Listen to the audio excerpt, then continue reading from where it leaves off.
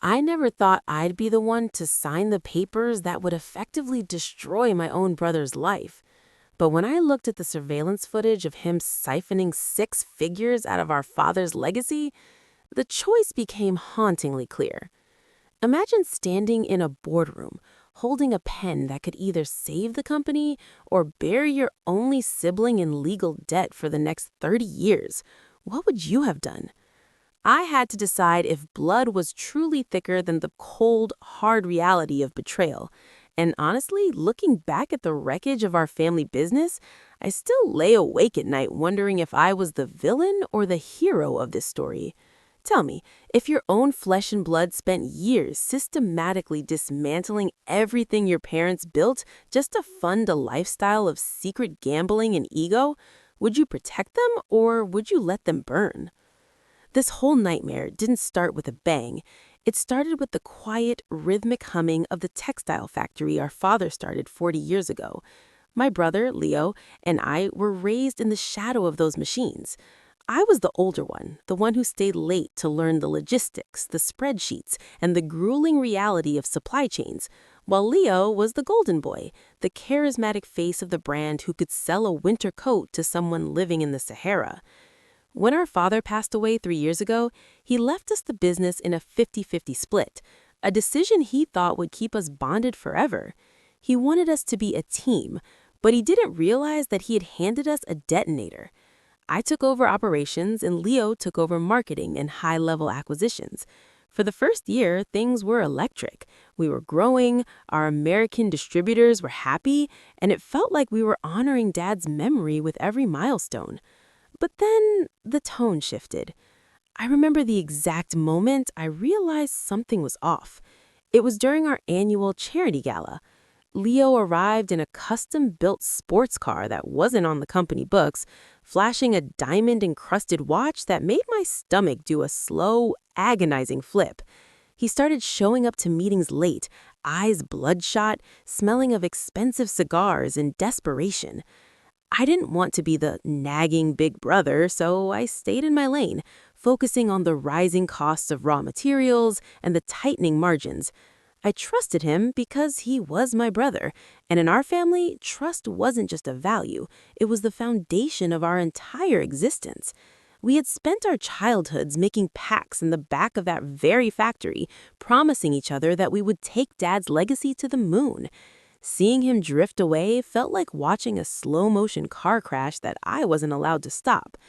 However, the cracks became impossible to ignore when our head accountant, Sarah, came into my office trembling with a stack of invoices that didn't make any sense. Sarah had been with my father for 20 years. She was practically an aunt to us. Seeing tears in her eyes as she showed me the discrepancy in the New York expansion fund broke my heart. There were payments to consulting firms that didn't exist and travel expenses for business trips to Macau and Las Vegas that were never on the company calendar. I spent late nights in the office, fueled by black coffee and a growing sense of dread, cross-referencing shipping manifests with bank statements. I found that Leo had been overcharging our shipping partners and pocketing the difference through a series of offshore accounts. When I first confronted Leo, he laughed it off, clapping me on the shoulder and telling me I was working too hard and needed to live a little. He told me these were strategic networking costs to bring in high-end clients. I wanted to believe him so badly that I let it slide for another 6 months, even as our cash flow began to choke. I was the one fielding calls from angry suppliers who hadn't been paid in 60 days, while Leo was posting photos from a yacht in the Mediterranean with people I didn't recognize. The tension between us grew into a silent, suffocating war. We stopped talking on Sunday dinners with our mother. We stopped sharing a beer after a long shift. Every time I tried to bring up the books, he would flip the script, accusing me of being jealous of his vision and claiming I was trying to micromanage him because I couldn't handle his success. It reached a breaking point when I discovered he'd forged my signature on a massive high-interest loan using the factory itself as collateral. He wasn't just spending the profits anymore, he was gambling with the very roof over our employees' heads. These employees weren't just numbers on a ledger. They were people who had known us since we were in diapers. Old Man Jenkins from the loading dock, Maria from quality control. Their futures were being auctioned off for a high-stakes poker game I never signed up for. I spent 3 weeks in a dark room with a private investigator and a forensic accountant, unearthing the true scale of the rot. We found that Leo had been deep in debt with some very unsavory characters who didn't take no for an answer. He hadn't just been spending, he had been laundering company funds to cover massive personal debts he'd racked up with some very dangerous people. He had created a shell company under our mother's maiden name to hide the trail, a move so calculated and disrespectful it felt like a physical blow to my chest. He knew that was the one name I would never suspect. The person I grew up with, the boy I taught to ride a bike, had evolved into a predator who viewed our father's life's work as a personal piggy bank. I had all the evidence laid out, the forged signatures, the wire transfers, the photos of him at casinos when he said he was at trade shows. I even found recordings of him laughing about how easy it was to manipulate the boring brother. I realized that if I didn't act, the bank would seize the factory within months, and 200 families would lose their livelihoods because of my brother's greed. But taking action meant going to the board, filing a police report, and essentially excommunicating him from the family. I was trapped between the ethics of a CEO and the heart of a brother. I spent a whole night sitting on the floor of my father's old office, looking at his portrait and asking him for a sign. The silence was deafening, but the responsibility was crystal clear. So that's the impossible situation I found myself in, staring at the evidence of a betrayal that went deeper than I ever imagined. I was at a crossroads where one path saved the business but destroyed my family, and the other path kept the peace but led us all into certain bankruptcy.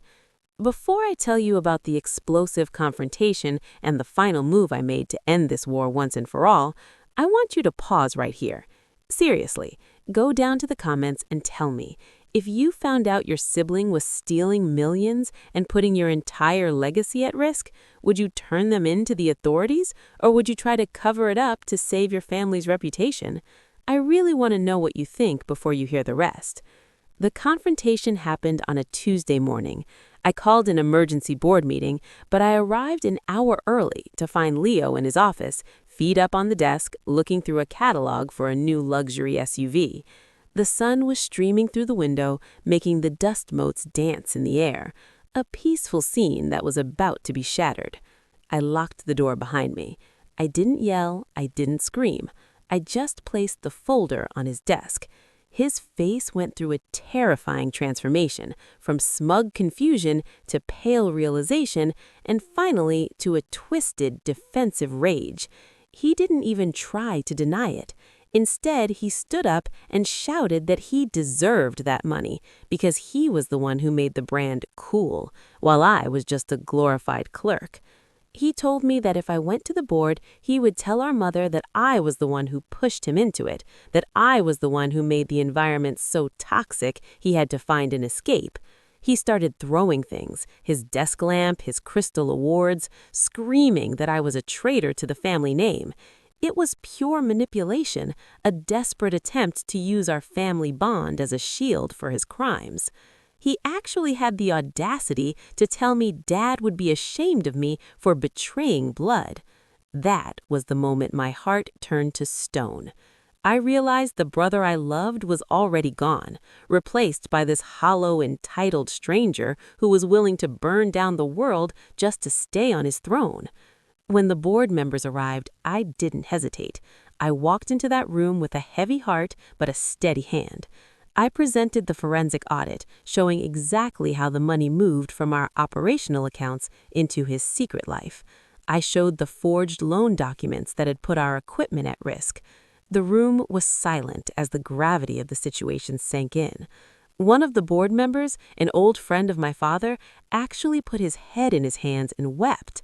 Leo tried to charm his way out of it, claiming it was all a misunderstanding and that I was suffering from a mental breakdown and trying to frame him.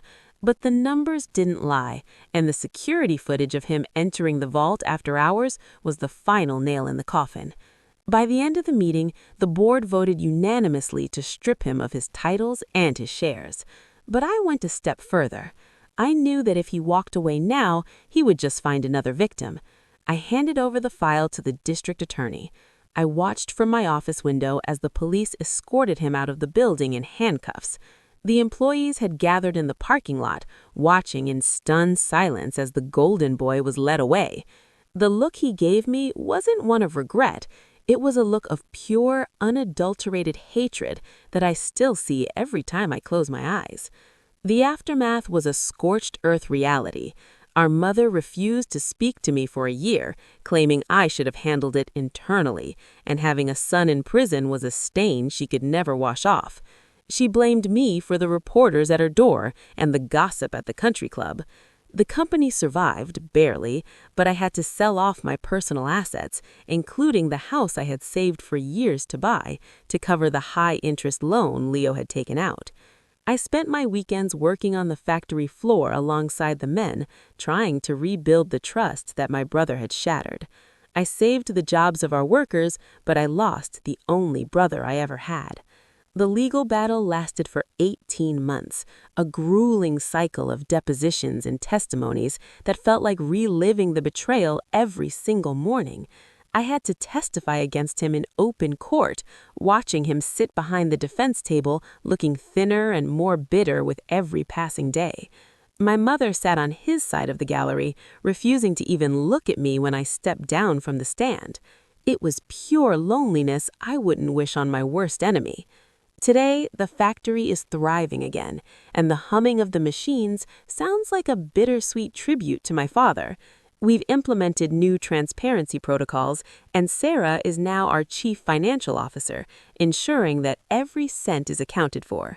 Leo is still serving his sentence in a federal facility, and though I sent him money for his commissary and books to pass the time, he returns every single letter I write, unopened. I sometimes stand outside the gates of the prison, wanting to visit, but the memory of that look in his eyes keeps me in the car. I learned the hard way that sometimes the most loyal thing you can do for your family is to stop a fire before it burns the whole house down, even if you're the one who has to hold the match. It wasn't about the money in the end. It was about the principle and the hundreds of people who relied on us to be honest men. I chose the business over my brother, and while the factory stands tall, my dinner table is a lot quieter these days. My mother has slowly started coming around for holidays, but there's a permanent shadow over our conversations, an unspoken name that hangs in the air like a ghost. I've realized that doing the right thing often comes with a price that you can't calculate on a spreadsheet.